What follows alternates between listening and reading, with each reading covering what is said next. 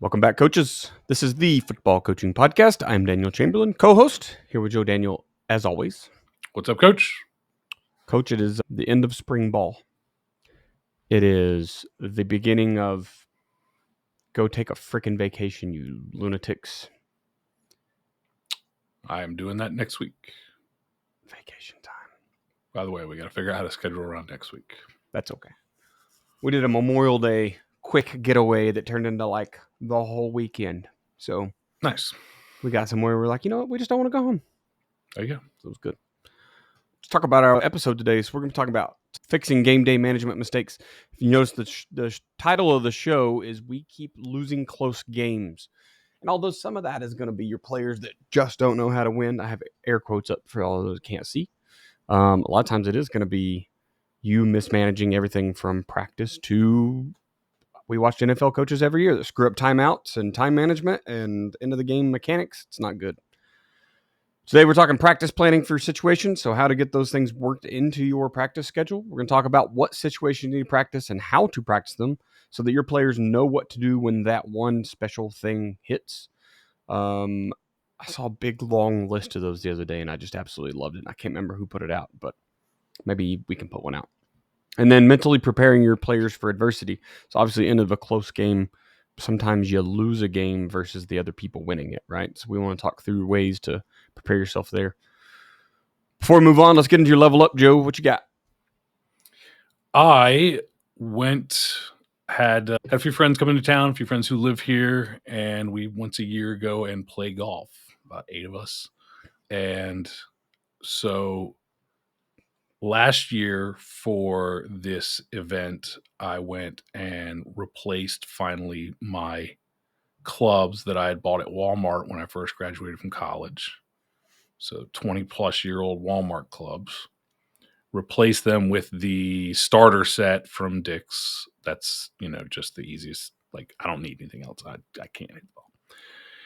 So last year, I played terrible. Went to the range a couple times. Then, swore I was going to work on it and never did. This year, I also have not worked on it at all. And then Wednesday, I guess, we played on Saturday.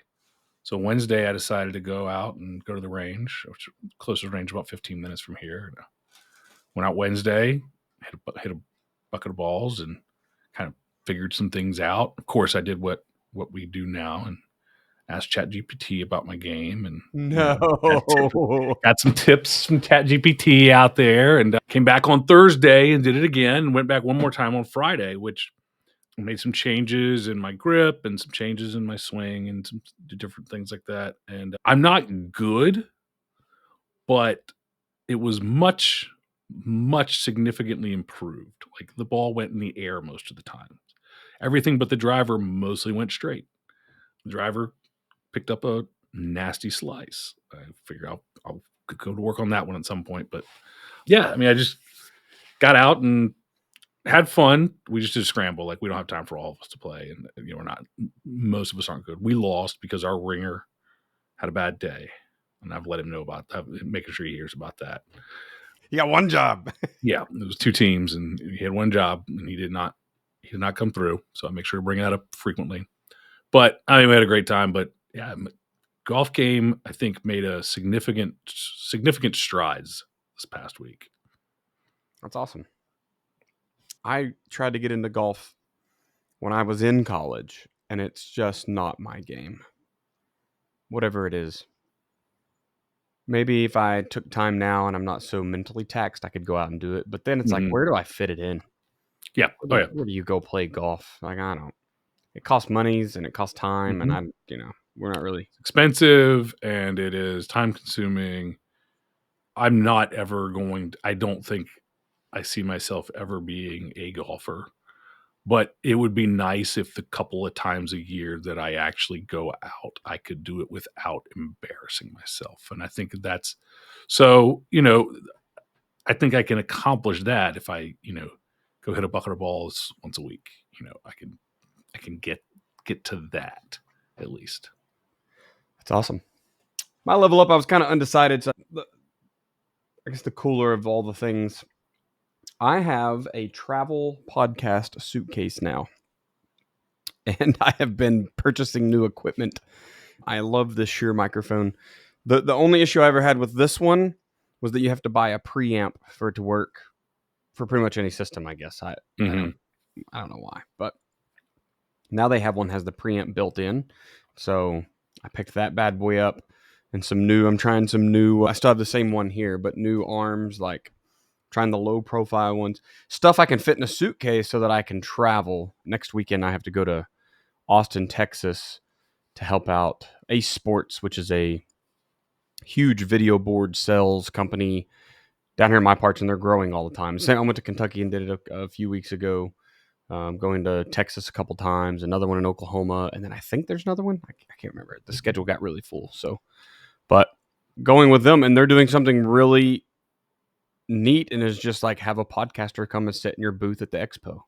Like everyone else is still legitimately. When I went to Kentucky, and I don't think it's offensive, but there was a guy that sat behind me and he paid for a booth for some company. It was the sell, and I don't know that he ever looked off his phone, sitting in his empty booth in a chair staring at a phone. It's like, you're not selling anything that way, man. That's just pretending. Like that might tax evasion or something just by writing off because you paid a guy to go stare at a phone. And so Ace is doing really cool. They bring a giant video board, and then now they're adding me to the mix. And so just going and talking to coaches and putting people on the air, and it was a lot of fun then, and I think it's gonna be a ton of fun in Austin. Looking forward to everybody, and I hope that I get to go to Joe Rogan's mothership while I'm down there, whatever that first night is. Like, that's my only place I want to go is his comedy club. Oh, okay. But I think it's a Sunday night, so I hope it's open. If it's not, I'm gonna be so disappointed because I fly home the next day. So just a one night stay. Anyway, so my level up is I've just been adding podcast equipment, making it better, which was good because I can replace anything I need now. The camera has been wonderful. The lights have been great, but just getting to travel and set it up and try things in new places has been pretty cool. Cool. Nice. Let's real quick talk about last week's topic. We talked about my defense is too undisciplined, and some ways that you can work back into going back to the simplification, getting your defense where they're supposed to be by eliminating a whole bunch of chaos. Just be very simple. Next week, we're going to talk about our offense is stagnant, which is one I really look forward to because I have gotten into this whole tagging system, and I know that you tag in your offense and all the way down like formations and everything, right? Like you're tagging numbers and tagging plays. So I'm pretty excited to talk about that one and just see what we can do to freshen up some people's offenses, however they've become stagnant. I'm sure we'll cover plenty of topics there. Real quickly, I want to remind you guys to send these episodes out to a friend, a fellow football coach, or someone who's thinking about getting in the industry, someone's been in forever, a retiree that needs something to do to remind them of their glory days in football. Send them the podcast. I bet there's an episode out there that everyone can listen to. Let's pay the bills, Joe. Oh, yeah. We got bills. That's right. Well, the difference between a championship defense and a defense struggling every Friday night is not just talent and it's not luck, it's the system. Without a system, you scramble every week trying to fix the problems on the fly. Your players are confused, your assistants are not on the same page, and your defense is constantly playing on its heels. I've worked with over 10,000 football coaches, and many were making the same mistakes. They're overcomplicating football, running a stack of plays with no reason and thought behind it. They're just calling front stunts, blitzes, and coverages from the seat of your pants. And once we get those coaches putting a real defensive system in place, everything changes. Your players play faster, your coaches have more confidence, and you start winning more football games. That's why I put together my latest free guide called What You Need to Know to Build the Ultimate Defensive Football Coaching System. Inside that guide, you're going to get the blueprint for building a defensive system that works so you can simplify your playbook, get your players to buy in, and take control of the game. You can download a free copy right now at Joe Daniel Football to take the guesswork out of your coaching, build your ultimate defensive system, and turn your football program around this season. That's joedanielfootball.com/system. Let me ask you a question. Are your athletes fast enough to win every single game on your schedule next year? The reality is that most football players aren't fast enough to get you to glory land, not where they are now. And most coaches, we have all got the same problem. My players aren't fast enough, strong enough, and I don't have enough of them. Not to mention, we're still leaning on super outdated speed drills that don't actually translate to the field. Many people are still just sending their players off to track. That will make them fast, right? You can put your kids in track all off season. You can run sprints until the sun goes down, live in the weight room. But if your athletes aren't getting faster where it matters, in pads, in space, on game night, making the right cuts, well, then you're wasting valuable time and reps. That's where athleticspeedmovement.com changes everything. You're getting real football speed development, not theory. It's built specifically, that's a good one, for our game with progressions, drills, the full program. You can work at every level of play. We're asking for 2 days a week, 20 minutes a day in the offseason. We have an in-season schedule that changes things too. It's all designed by Del Basquette, a guy who knows the game at the highest level. He was the very first NFL speed coach. It's backed by results on the field. He has thousands of kids now that have gone through. He's broken the ceilings for many, many players. Would you go to athleticspeedmovement.com? You can listen to some testimonials there of players who were just average Joe kid that shouldn't have gone to college, and they ended up getting a chance because of Del Basquette and his athletic speed movement. So don't keep guessing with your speed work. Go to athleticspeedmovement.com right now and start turning your team speed into a real competitive advantage. If you're driving, holler at Siri, tell her remind you when you get where you're going to log in to athleticspeedmovement.com and sign up today. Part 1. So we're talking tonight about losing close games, and what we know as coaches now is that, like, football is, especially if you've spent any time at all in the game, football is just a whole bunch of situations kind of stacked on top of each other. There's very rarely are you middle of the field, 1st and 10, the clock doesn't matter, the weather doesn't matter, the scheme, nothing matters, right? It's just 1st and 10, put the ball down. That doesn't happen a lot.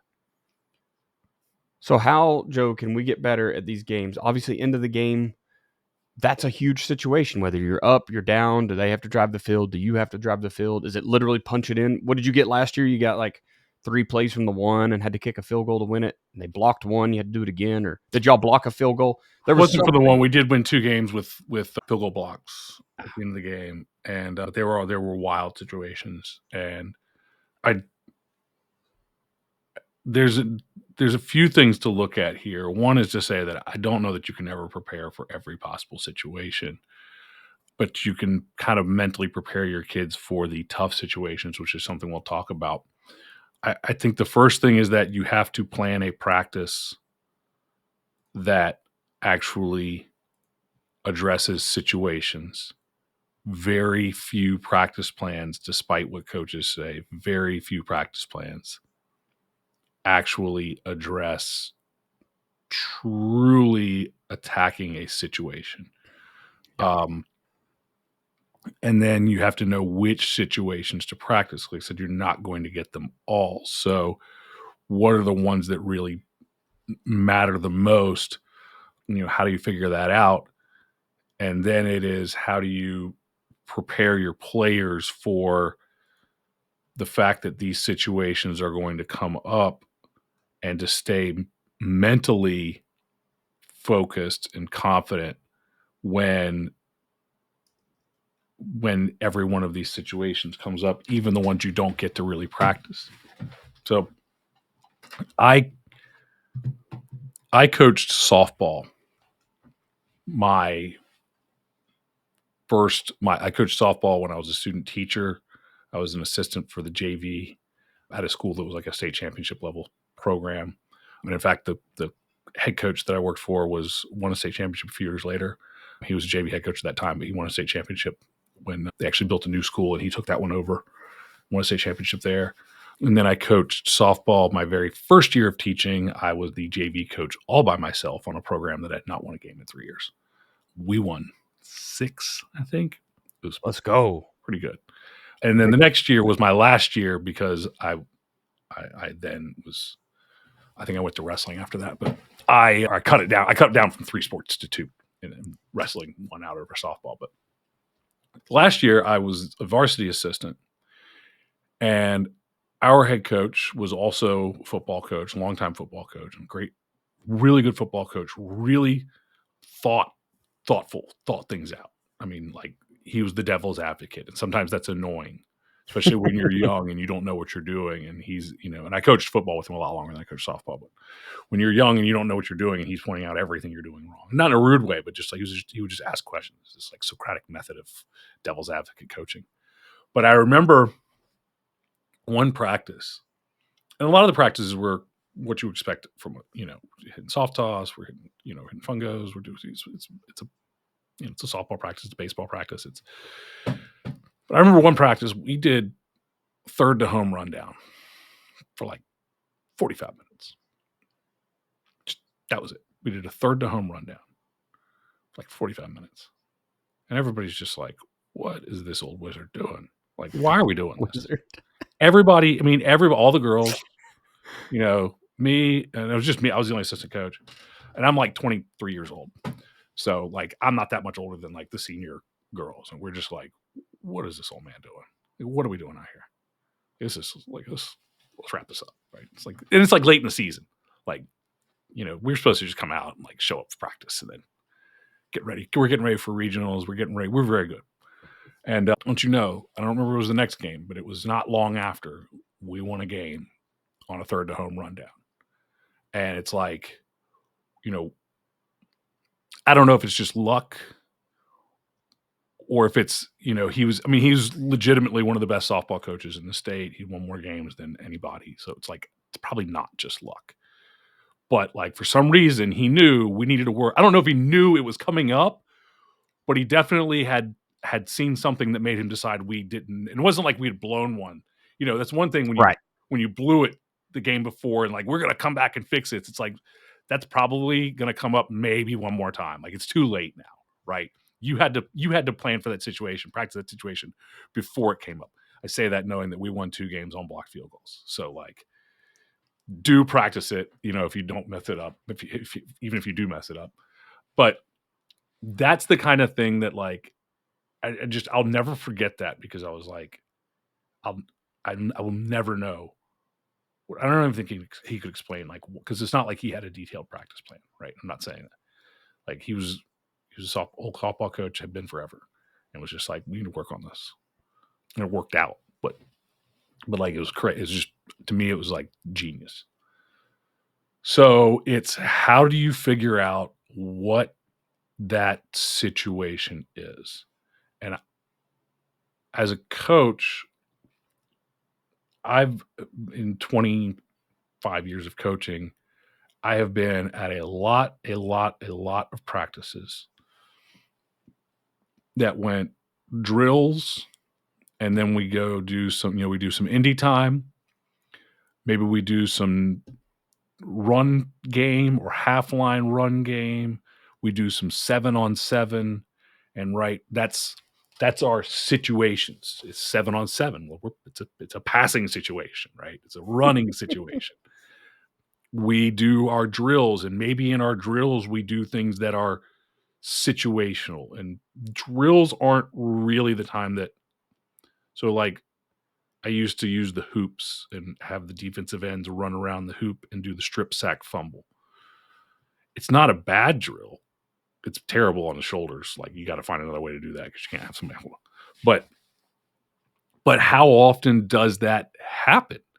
We're talking about small school, high school football, or even worse, youth football, where there's like, even if there's 15 passes thrown, shoot, 4 of them are play actions, 5 of them were sprint outs. It's like, how many times was he standing back there on a 5-step drop, looking down the field, pattering his feet with his arm up, and our defensive end comes around like freaking, Lawrence Taylor, and just rips through that arm, like, hardly ever. And like, and then you start multiplying that, you start looking at those reps, and you go, like, how much time am I going to spend on this? So there maybe is a place for that situationally, but it's probably not a lot. Like, it wouldn't be prime priority for most of our teams, right? For most of our teams, that's what we're talking about here. We're talking about team situational football. Yeah. And what I've seen with most practices, and most practices that I've planned, is we've got to remind ourselves just to move the football, because it's exactly what you said. Team offense. Stick the ball in the middle of the field, and we run plays. And what we're looking to get out of team offense is to try to get, maybe you're just calling it random. Maybe you script it. Maybe you script it with down and distance. I script it with down, distance, and hash. But like, even that I don't think is enough. But most coaches, the ball just sits in the middle of the field and you end up with a dead patch of grass by, September, if you make it October, maybe, for those of us that have grass. And, that patch of grass in the middle of the field dies because you never move the ball off of there. And the closest you get to situation is, this is a situation where I'd want to call zone read. This is a situation where I'd want to call hitch. And you're just trying to call, like, you're maybe hopefully thinking far ahead enough of like, all right, our best play is power. We're going to call power 20 times. So if I'm going to run, we're going to call power 20 times out of 60 snaps. So if we're going to run 30 plays in practice, I need to call power 10 times. Like, maybe you're thinking that far ahead. Maybe you're not. I don't know. Maybe you're working on a lot of coaches will do third downs, but that's about as far as it goes. Right. And then the only other situation that ever gets practiced is goal line. Right? That's pretty much. And, to be fair, those are two of the most significant situations, third downs. But then in the way that we practice them, we aren't very effective with it. But, I think the first thing we have to talk about in practice planning is that we have to take that. Really, it's going to be that team time, because I don't think you should take away from your basic individuals. I think most of us should take time away from individuals. We spend too long. A lot of coaches, you guys that have 2 hour and 45-minute practices, and there's 40 minutes of defensive indie. You don't need it. Take that out and do some situations. But so, the indie time that I talk about, the indie time that I teach in JDFB, the indie time I talk about here, which is like defensively, it's focused on key reads. Offensively, it's focused on like footwork, communication, that kind of stuff. I don't want to take away from that. But I don't need that much time for that. 10 minutes, 12 minutes. Like that's plenty for each side of the ball. And I do not coach two platoon. Everybody else goes, 9-minute practice plan. I don't coach two platoon. I just don't slow down. Get it done. But I would take time away from that general team session, and that's where I would practice situation. And then you start to look at what are the situations that need to be practiced. Those are, there's always a list, and honestly, I'm trying to think the first time a coach lined up and said, "Hey, we're going to practice situation for me." I think it was Bill Blankenship when he had a competitive period every day. And now he is two platoon. He's at a very large school, one of the largest in Oklahoma, but it's doable wherever you go, right? But just coming at, hey, today's competition period is 3rd and 7. Offense, you get 3 reps or 3. Well, you get how many downs? 3. You're going to go 3 times though, because we're going to go an odd amount of time. So either offense or defense comes away a winner. It's 3rd and 7, 3rd and 2, 3rd and 1. There's 40 seconds to go to score. There's 40 seconds and you need to have a stop. So offense just has to get first downs, but the defense can't allow them. Special teams, hurry up. We lost games because a field goal kicker couldn't find the tee.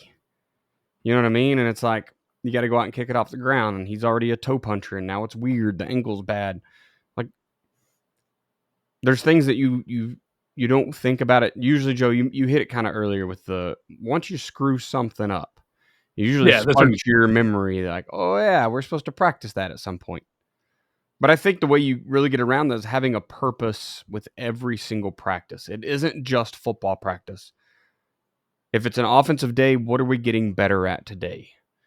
So if it's power, that's great. But now it's power with a situation. So you get into those, whatever, 3rd down, 2nd down, odd, weird fronts, right? What if you come out to the game and they're lining up in something strange? Like or after halftime, their adjustment was, hey, we've been showing them 3-4 all night long. Now we're going to come out in a 4-2-ish look or, whatever. There are a lot of situations. And unfortunately, it's hard to find a total list of everything that you need. Camera has magically gone out of focus. I see that. It's very strange. Here we go. Now it's back. So here's where we do have a list at JDFB. It was on the old chalkboard forum, which I'm still working on getting exported. I'm actually going to be hiring somebody this week to export all of that and put it into a place where I can use it. The thing about it, and coming up with all the situations here, I don't think is it's not really the goal of the podcast. Is here's all For sure. the situations you need to practice. We can talk about, there's certain ones we've already mentioned some. Okay. Third and short, both sides of the ball, right? Third and short, third and long, fourth and short. Those are situations on the field. There are things like goal line. Obviously, you want to practice. You want to work your red zone game just because of the situation. The situation there, I talk about this in our play caller systems, offensive play caller system, defensive play caller system, which will be opening up here.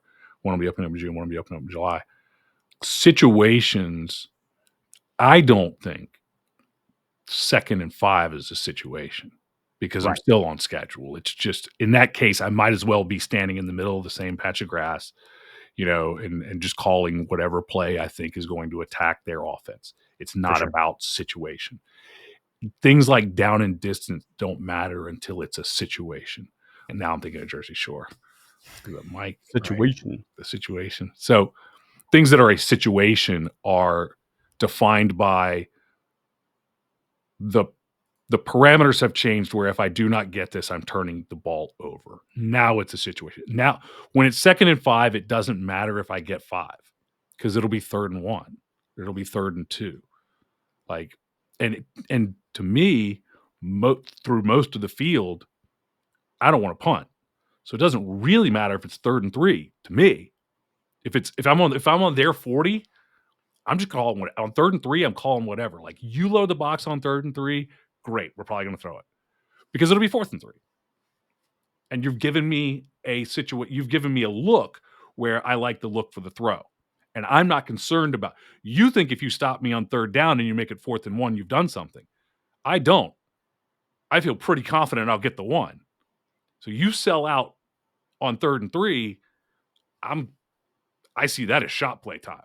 Yeah. Just like most coaches see and coaches who don't think that way will that, why would you do that? You go, what would you do on 2nd and 1? Well, I think a shot. Well, it's the same thing because you're going to punt on 4th and 1. I'm not. Right. So, there's a difference there. But situation changes when the potential of the ball being turned over, whether that's 3rd down and you're going to punt on 4th if you don't get it, or if it's 4th down and you turn it over. The situation also changes when the size of the field changes, when the game changes. So if I can run a play, if I can run my entire playbook in this spot on the field and not worrying about turning the ball over or running out of grass, I am just running team offense. So that's not to say that team offense is bad necessarily. Right. And most coaches, you got to know your opponents. Most coaches are not they're not thinking that far ahead. Most of them are running whatever they want on 1st down, whatever they want on 2nd down, and play action on 3rd down if they haven't gotten there right. And they or whatever. But so that's the thought process there. Now, once the field changes, so now if I throw a fade ball, it's going out of bounds. Everything changes. The field starts to condense in the red zone. Everything changes. The field condenses greatly in goal line. Everything changes. So those situations matter, and we still work those situations. And you work, a 4-minute drill. You work a 2-minute, 4-minute drill to kill the clock. You work a 2-minute drill. Now, most coaches only ever work that on Thursday, right? That's the day that we actually think about all this stuff and we do situational script. I hate that practice. I would rather Thursday be a real practice and only be an hour long. That's my ideal Thursday, maybe an hour and 15. I would rather be a real practice with pads on, quick whistles, probably not much indie, but we're having a full out practice because I don't think at a small high school, maybe if you're at a big high school, I went to a big high school, you've coached at big high schools, I've coached at big high schools. If you're at a big high school where your entire varsity roster is juniors and seniors, might be fine. When I'm depending on freshmen and sophomores a lot, they don't always get what a Thursday is supposed to look like. Right. And I'd rather just put pads on and, make it easy for them to understand. Plus, you're pulling up some JV guys like we usually are. We're pulling up, that's the day that I have JV here. A lot of times we'll play on Wednesday. And so we'll pull them up for Thursday practice and the JVs won't practice at all or something, where they'll be doing film. But the guys that we're going to pull up with us, it depends on your state rules. So, yeah. That's my preference on that, rather than doing situational Thursday. Bill did Wednesday, so WIN, and that was our t-shirts and shorts was on Wednesday, and Thursday you're strapping them back on and going to work because you don't want the last thing you did before a competition was walk around on the field. I mean, there's a lot to that, right? And a lot of people are kind of buying into those types of things. I always like making Monday that day, that special teams and let's go out, let's just get loose because we're still sore from the game. And then Tuesday, Wednesday, Thursday is, you back off of some things. Like I said, quicker whistles, less indie time, even though I don't use much at all. It's probably going to be a shorter practice, even though I'm already short. But that part of it. So I guess the thing that I want to get across here is how you as a coach, whatever situation that you practice, I strongly believe this is how you should handle it. And I wish I did more of it. So take it, do as I say, not as I do. You don't have to do what I say, but I would highly recommend you at least try this because I've done it sometimes and it works. When you have 3rd and 3 period, let's say you have a 3rd down period every week on Wednesday, you're going to do 3rd down play call for 15 minutes, and you're going to do 5 minutes of 3rd and short, 5 minutes of 3rd and medium, and 5 minutes of 3rd and long. Or you get to goal line, and goal line's always dicey, right? Because goal line's dirty, goal line's messy. Nobody likes running a lot of goal line because we're going to go down, we're going to run 4 snaps of goal line because there's a good chance you won't have any goal line at all. Right. So goal line's messy and dirty, and there's a lot of legs, and a lot can go wrong, and just we're going to run 4 snaps of goal line, and we're going to get out of there alive and be happy. Nobody wants to run quarterback sneak with the one kid you have on the team who can actually play quarterback, sticking his hands under there. And I thankfully, the best quarterback that I ever had was so good at quarterback sneaks that I never, ever had to practice it. That's good. He just had Tom Brady on the team, eh? He legit, that was he got it. He never had to practice it, but knew I could call it any 4th and 2, 3rd and 2. I call it a 2nd and 2 just because I don't feel like messing with it. Go ahead and run it. Run it now before they think it's coming, and we'll line up and get a 1st down. And he get 4 or 5 yards though because he knew where to go. Just the quarterback sneak is not the other quarterbacks that I've had. He was the best at running the quarterback sneak, and so we didn't have to practice it. The problem is when you have quarterbacks who aren't good at it, you don't want to practice it if they're good at quarterback. And so when I've had other good quarterbacks who weren't great at quarterback sneak, and it's just I'd just rather hand the ball to the running back, or I had my H back come in and take the snaps, and something like that. This is what I would do, and I think it's so much more effective because that you're probably only going to have a handful of 3rd and shorts, let's say. Okay, so 3rd and 1, let's say if it's 3rd and 1 or 3rd and 2, or whatever you want to go see, 3rd and 1 to 3rd and 3, 3rd and short. What I found effective, and we had a back who was a really good back, but he loved the cutback, and really the only inside run play that we were running at that time. It's pistol power offense. We're in power. We were in outside zone, but our best play was inside zone. And we called inside zone no matter what the situation. In his mind, it was it's just inside zone. He's looking for the cutback. So he's so we had to we did a half line. And of course, we worked multiple backs. We found another kid who actually was really good at this, in this scenario. But we started out in half line, and then we went to 9v9, and then we went to team. But we did the whole day was just about this. You don't have to do the whole day. I'm going to talk about that in a minute. But we did this as the whole day because we had to fix this problem right now. And all it was him understanding, and the other running backs too, but he was the guy. Him understanding the situation is 3rd and 3. On 3rd and 3, on 3rd and 1, on 3rd and 2, or 4th and 1, or 4th and 2, we're calling inside zone because it's our best play. Not zone read. We're lining up in pistol or under center. We're going to have a tight end. We're going to have 2 tight ends. We're going to have tight end and an H-back and kick out the backside end or whatever. It's going to be physical inside zone. We're going to probably run it to the tight end because we're going to get the look that we want. We know we're not going to get bunched up on the weak side. And you are going to find the seam and stick your nose in there and get 1 yard, 2 yard, 3 yards, fall forward, no cut in this situation. And so what we did was to fix our third down problem. So let's say that you had 4 third and shorts in a game. That seems reasonable, right? And you went 1 for 4. That's not good. If you went 2 for 4, that's okay. So the focus isn't on like, let's convert every single one of them, because that's probably not going to happen. The focus on when it's third down, third and short, and we need it, and we call inside zone. And that's what we want to call in this situation. Like if we have 4 of them, I might call inside zone 3 times because that's what we focused on. And that's our best play in short yardage. That our team, and of course our linemen are involved in this too, and they know like it's not cover him up and stay in front of him now. It's get on the combo and put the combo into the linebacker. Like, don't worry, it's not sifting. It's not, this is big boy time now. Okay, we need to actually get movement. And building the confidence in that kid that I ran inside zone on 3rd and 2 30 times this week. I know it's about to be called. I know I'm getting the ball. I know what I have to do. I know how to do it, and I'm going to go do it.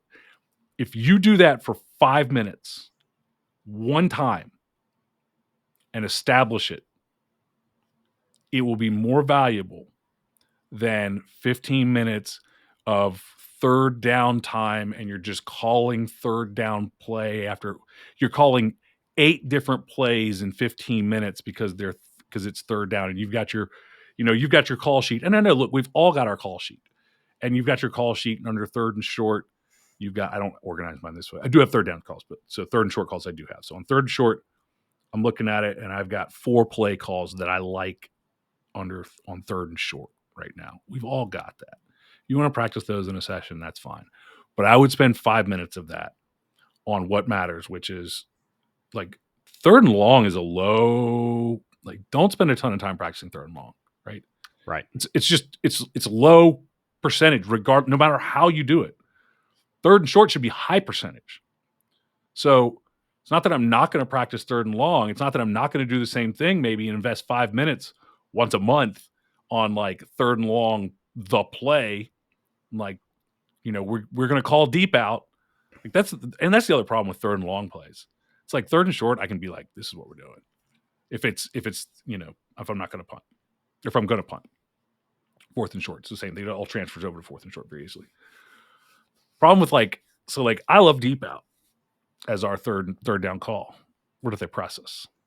What if they press us with outside leverage? What if they line up 7x2 outside leverage because we actually do kind of tip it off and like with alignment, and they go, yeah, they're doing this every third down, and now they're 7x2, and it's like, okay, I got to do something else. It's like now I have to have the next call, but I can't invest that much time into that. Now I invest a lot of time in deep out, but if you want to win the critical situation, don't practice it like it's a critical situation. Don't practice it like 15 minutes of third down. Like if you run 30 third down snaps, just the numbers aren't there, right? And then you go into, fourth down, the numbers are not there. Goal line, the numbers are not there. Overtime, important situation to practice because your kids need to understand whatever your overtime rules are. I don't know if they're universal now or if they're not. They're all made up by your association. Okay. Because in high school, we once won a game on the penetration rule. No, we lost a game on the penetration rule. It was weird. I don't know if Georgia still does that. I hope not. It was dumb. We got the ball. They got the ball. We got to like the 28. They got to the 21. They got a point. Nobody scored. They got the farthest. That's wild. We finished 3 and 7. They went to the playoffs. Like that's like this was like the second game of the year, and then it just went. Everybody. So I'll never forget that. I think it was the dumbest thing. Ours just put the ball on the 10. We got 4 downs. I think we start from the 25 or I don't know. Okay, so more college. So it is those are important things to work. But I would, even if you're gonna work overtime with the thought in mind of this is how we're going to score. Yeah, like this is what's going to happen. Not essentially like random stuff. Situations here. We're kind of talking about the second part, we've definitely moved to the second part where we know what our kids Yep. are doing. Like, so we're doing these situations. Why? Because situational football changes the way that your kids do base. If they're doing base, it's probably not a situation, right? If Sure. time is running out, what do they need to do on offense? I catch a slant, I go down, I'm sprinting to the middle of the field and handing it to the ref there so he can spot the ball, right? I'm not leaving the ball there, looking at coach for the next formation. No, there's like things that have to, that's what makes it a situation. Yes, third and short, we're going to do things different. You talk about goal line.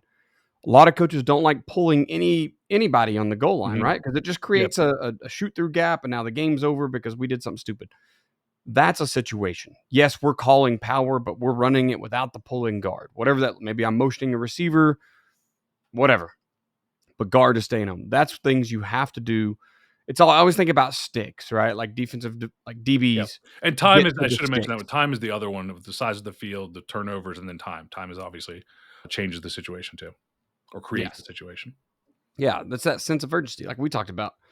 The kid couldn't find the stinking tee on field goal. We TCU is a really good example of this. A couple of years ago when they made their long run, they won a playoff game. I'm pretty sure it was by running their field goal team on and kicking it was like 8 seconds or something. I mean, it was no time. There was not enough time to complete anything, but stand and watch the clock run out, and they completed a stinking field goal to win the game, or maybe it was a tie. I don't remember the exact situation, but these are things you're trying to practice so that you're more proficient at them on game night, and it generally is something where kids have to do something different.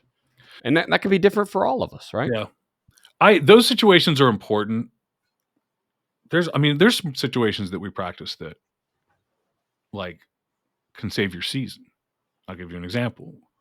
We practice fight protocol because if a That's a fight good breaks one. out, and in the state of Virginia, I assume it's an FHS, if a kid comes off the sidelines, that's 3 games.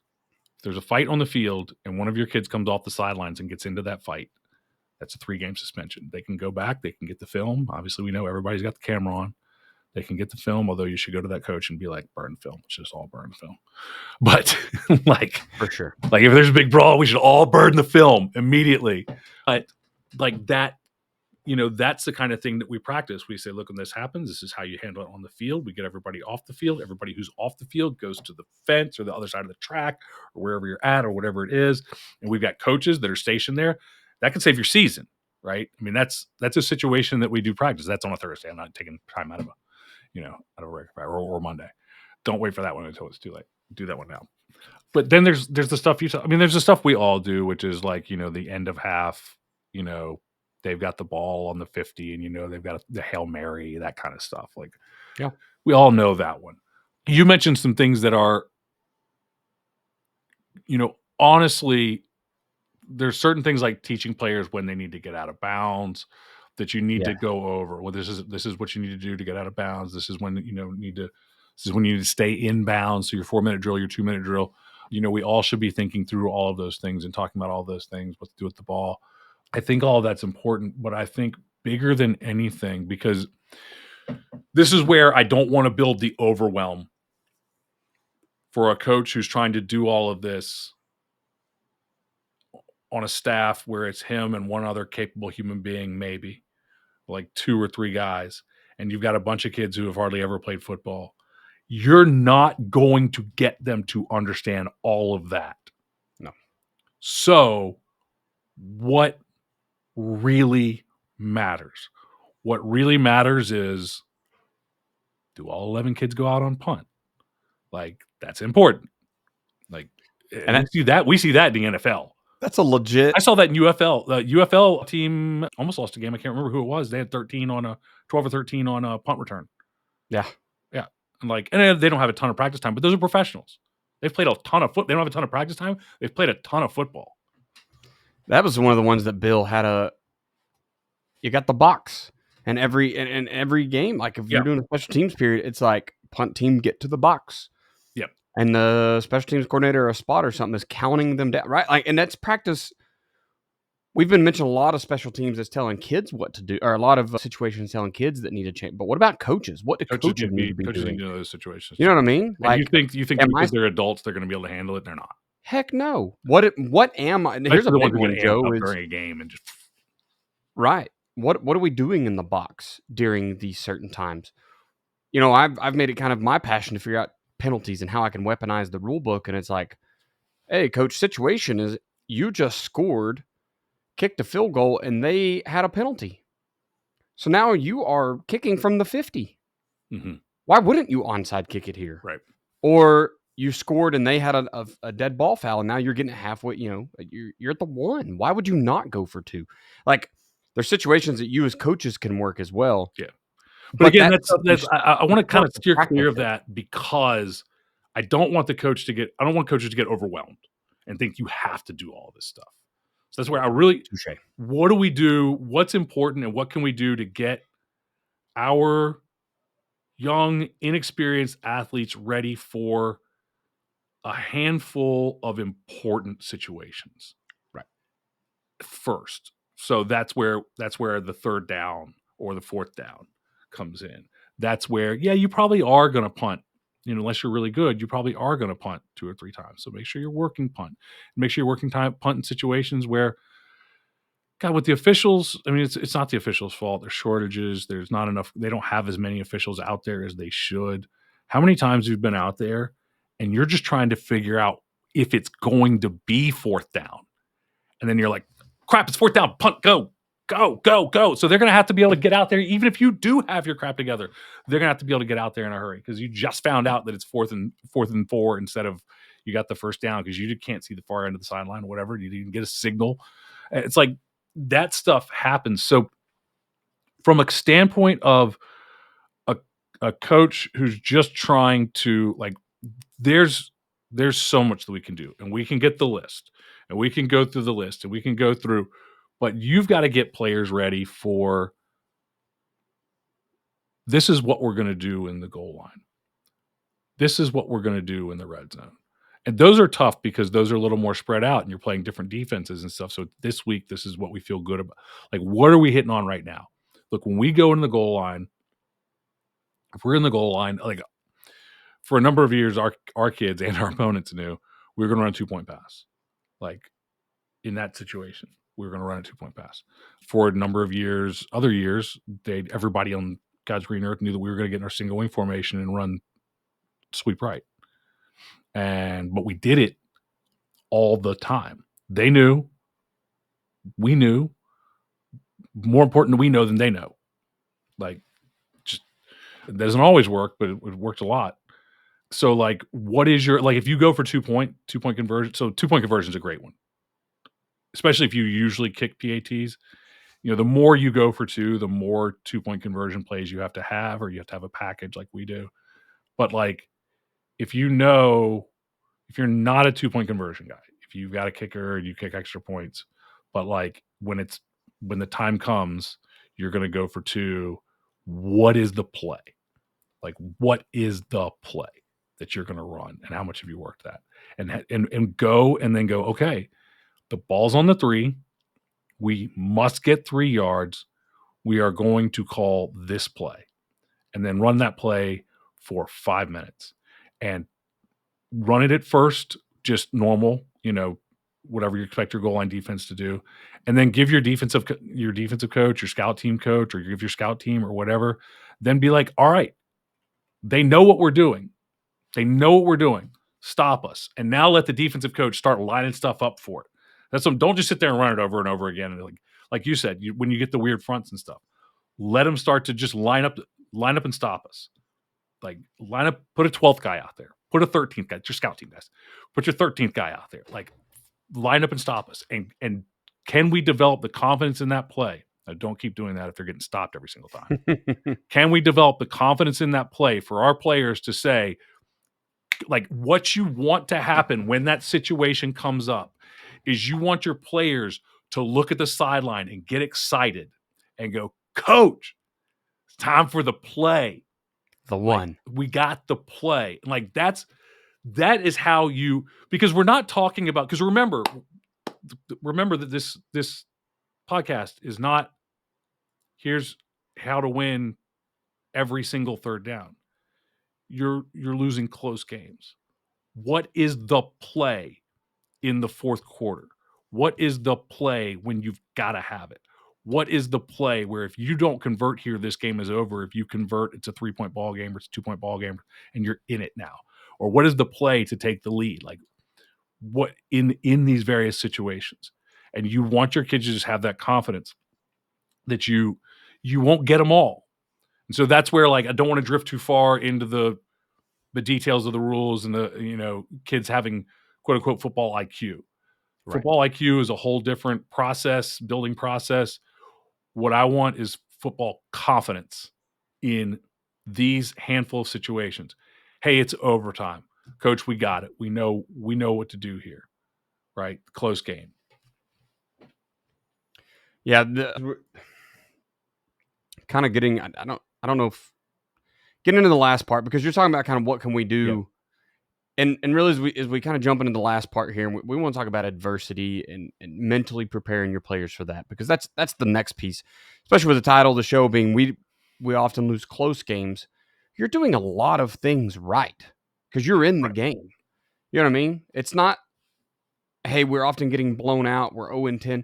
No, we're losing a lot of close. You're doing so many things right. So you've got to pinpoint what are those little things that you just need to take the next step. And I think adversity is one of them. Because number one, the end of the game is it's psychological warfare for a lot of kids on the sidelines, because it is almost where they get paralysis by analysis. Man, we studied so much this week. We've done so good right here. Yeah, young kids especially, yeah. But now I know that I'm on defense and they ran power the last time it was 3rd and 1, and they ran it the last 3 times. And is it still going to be that, or do I need to get ready for something? They get out where they're not trusting their eyes. They're not trusting their keys, whatever. Right. And so what does that adversity look like to your kids? How are you adapting? How are you overcoming whatever it is they're saying? How are you mentally preparing their kids, your players, for this adversity? The thing about preparing these kids is, and you're absolutely right. Like, one of the things about this episode is, like, we're not talking about, if you're getting blown out by 50 every game, just put the ball in the middle and figure out how to execute something. Like, once we get competitive, we can worry about the situations.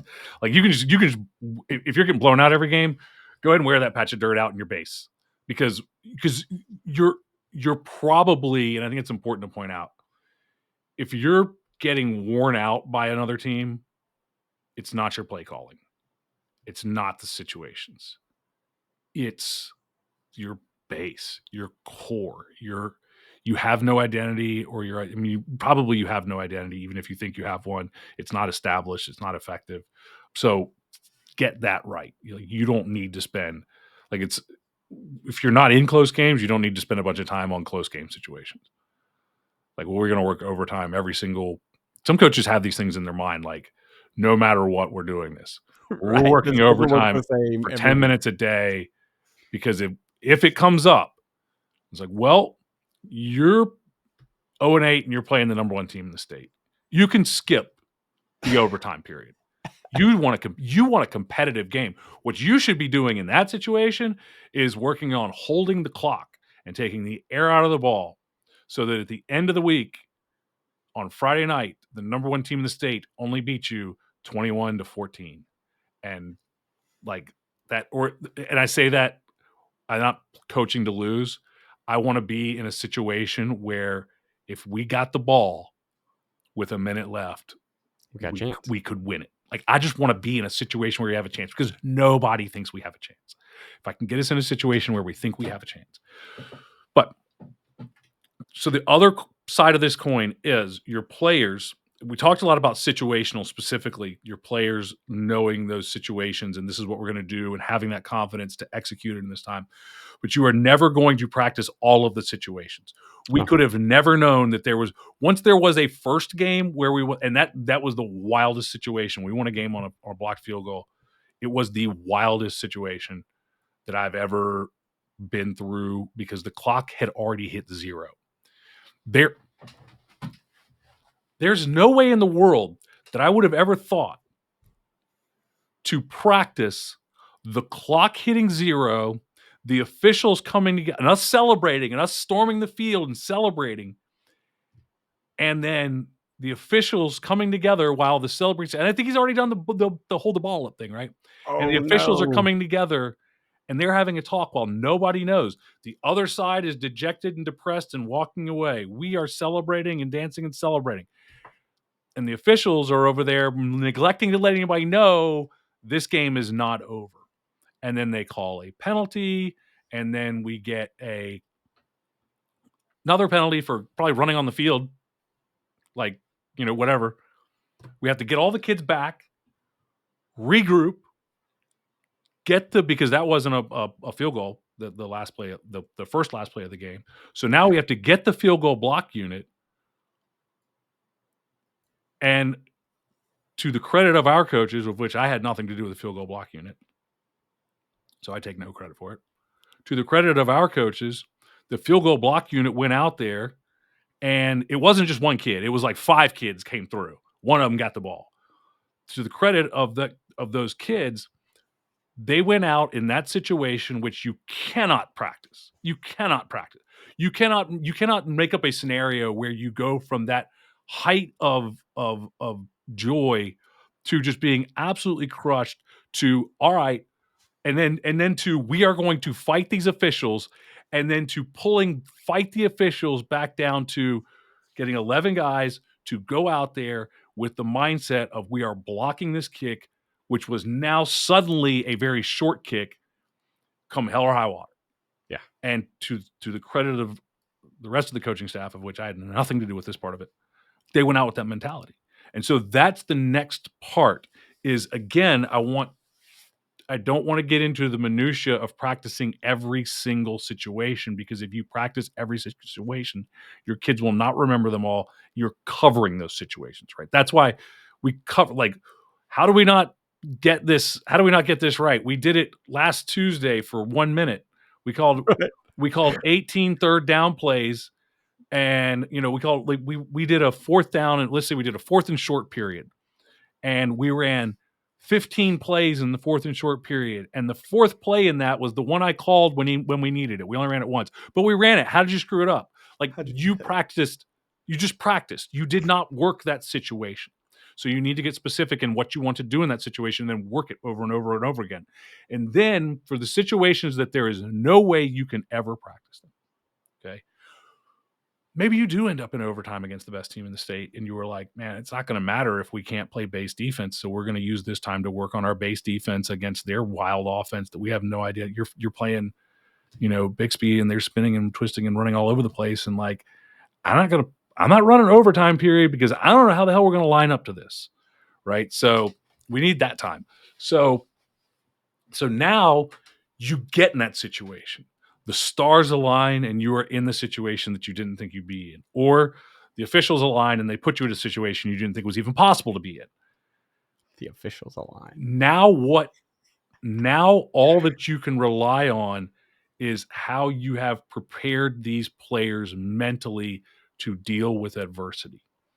It is extremely hard in a losing program, because I've done it many times, where the thought process when the adversity strikes. So if that had happened to us, so this was last year, our 4th year, we've had 2 back-to-back winning seasons. We actually had a terrible start to this past season, but finished well. Had that happened 3 years before, and by the way, even after 4 years, they could still be on the roller coaster. But if it had happened 3 years before, you know exactly what happens. Of course it is, because we're Colonial Heights and we're not supposed to win. Of course. Here we go again. And everybody just drops their head and goes, all right, kick the field goal, win the game, screw us.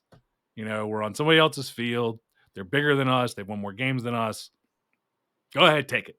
Go ahead. We don't even care. It's happened to us so many times, we don't even care. Like, you just immediately have that mindset of, here we go again. And that mindset can happen. You can start the game out.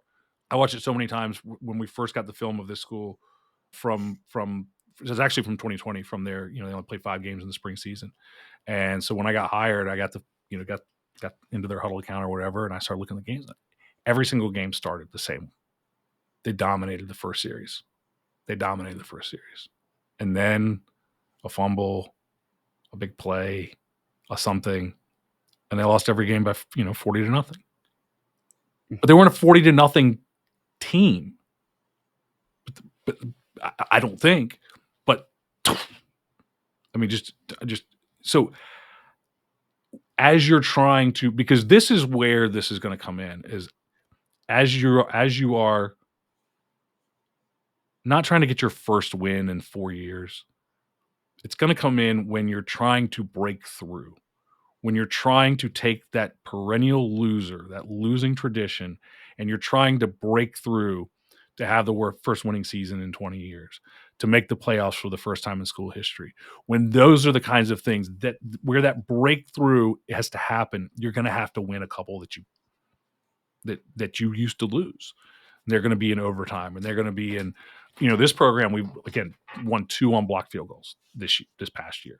We've won more games on overtime. I'm not sure I ever won a game in overtime in my entire career, but we won at least 3, maybe 4. I'm not sure. One of them we were up 30-0 at halftime, and we had to go into overtime 30-30.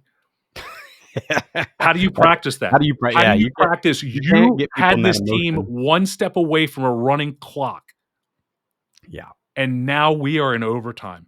How do you get them to mentally, because even if you practiced overtime, they're probably not going to go, Coach, I got this, right? They're like, oh my God, nothing, because nothing has gone right for 24 minutes. Nothing. How do you recover and win that? I think the biggest thing that you can do is to talk to your players constantly about adversity, to put them in random situations of adversity in practice. It's not going to be the same, but what I want them to know is this is how we respond to adversity. So in our player creed, and the player creed that's in JDFB, and the player creed that's in, and I took it from, I'm pretty sure this came straight out of Rick Stewart's player creed that I stole from him. Thursday is all, because Thursday is the situation day, right? Thursday is that day is expect adversity. You want to call it adversity Thursday or whatever. I just attach it to the day. I don't want to be adversity Thursday, because like the adversity we need to worry about is Friday, not Thursday. But we're just constantly talking to the kids. And I use Thursday as the reminder for me and for them. This is the day we're going to talk about adversity. Things are going to happen. If you're the best team, those crappy teams are going to come out like it's their Super Bowl and punch you in the mouth with everything they have. And you might be down to a team that sucks. How do you handle that? If you're a average team or below average team, you might play well. Like, you might be on the other side of that. And eventually that team's going to punch back. How do you handle that? Do you stay in the fight, or do you go, here we go. There they are. There we are. There they are. Let's go check out. So the thing you can do is just constantly talk to your players about adversity and adverse situations, and just, it's not complicated. It's not complicated. It's just drilling into their brain. They practice too. It's not going to be easy. There's going to be things that happen. We're going to make mistakes. We're kids, right? Coaches are going to make mistakes. We're going to mess up a timeout. We're going to mess up whatever. All of that stuff is going to happen, no matter how much we practice the situations, whatever. Bad things, unexpected things are going to happen. And this is how the way that we respond is, and I think that the way that we respond to me is we expected that. Not in a negative, like, we expected that, we suck, of course they were going to do that. But we expected things like this to happen. And we know we're just going to keep on, it's business. This is business. I think adversity, you've said it so many times in this section, and just talking about, you can't practice, even if you go out and practice the X's and O's of every single situation, you will never, ever get momentum. You can't practice kids getting excited, kids getting down, kids getting hurt. I mean, you can practice your backups, but it's not the same. Like, right. Yeah, your backup first snap of the game. You go to a playoff game 2 years ago, and the first snap of the game, the quarterback blows his knee out. Yeah, and we didn't handle adversity well on that one. Surprised we did the next year, but we did not handle it well at that moment. And the emotion of there's no coming way to in practice it.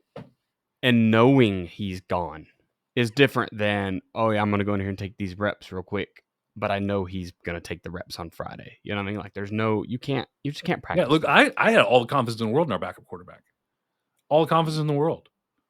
Nobody else did. I mean, not the coaches. Coaches were like, we're fine. Players were like, nah, dude, that's the guy over there.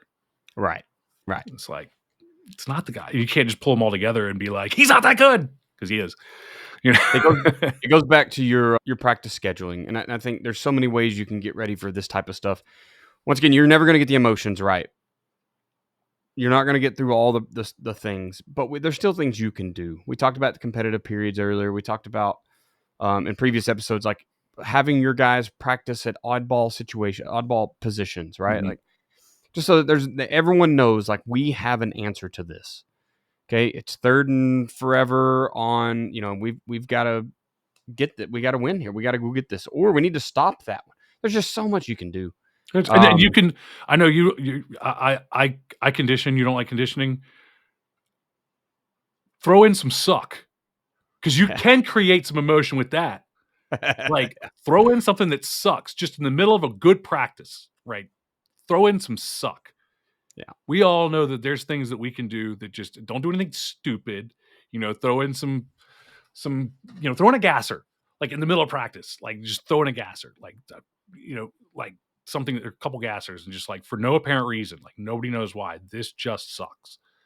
Like, if you move to the indoor facility every time that it rains, you rich, like, like for us, like, throw in some suck. Like, we're going to go out in the mud and it's going to suck. Okay. We're just going to be out there. Throw in some, like, because I can create emotion that way. I can make them mad. And then afterwards we can talk about it. Right. I did that because you need to understand how to respond to adversity. And I can't create real adversity without doing something that really sucks.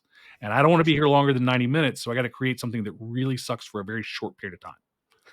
So, oh man. but that's the kind of thing that you can set up those situations of like, here, this just sucks. For sure.